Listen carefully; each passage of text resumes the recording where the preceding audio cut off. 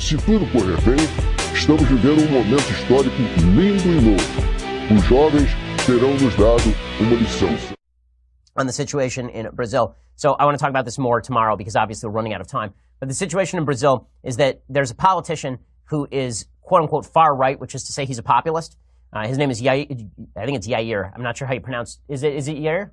Jair? Okay, so Senya knows. Bolsonaro. He won Brazil's presidential election on Sunday. The reason that he won the election is because the communists have been running Brazil for the past 10, 15 years, and they are deeply corrupt. They kept getting thrown out of office over corruption. Brazil's economy has stagnated, and so Bolsonaro came in saying, I'm going to deregulate the economy, I'm going to fight crime, and they elected him over this. And people are panicking, oh, it's the end of democracy in Brazil. Okay, we'll find out, but it seems like democracy in Brazil had some real problems with the communists in the very recent past.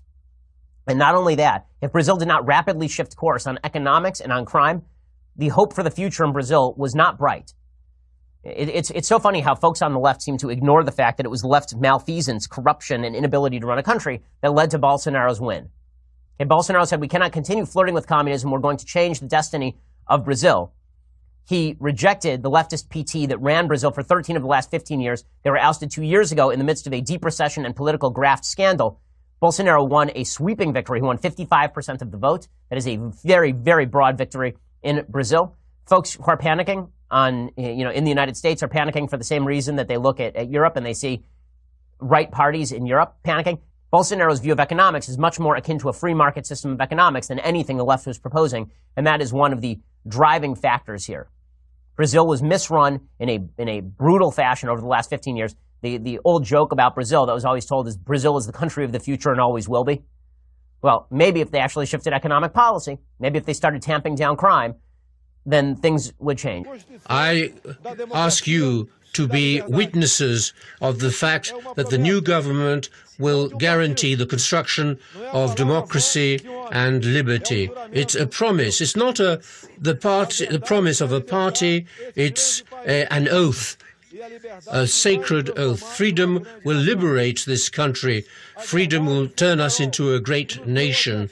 The truth will shine and will guide us as it has guided us all along and will continue to guide us. So if you like this kind of content, consider subscribing yourself to the channel. So it will help my channel to grow more. It's a way to show some gratitude to the work that I do. Thank you so much. So thank you every reporter who makes a comment over here. I may not reply of one, no, but I read all of them. You can be sure of that. Very sure. So thank you every reporter. I hope you have a blood perfect day. Wait. No, don't forget to share on your Twitter, on your WhatsApp, so every reporter can have access to this kind of content as well, and you are helping the channel so much. Thank you, every reporter.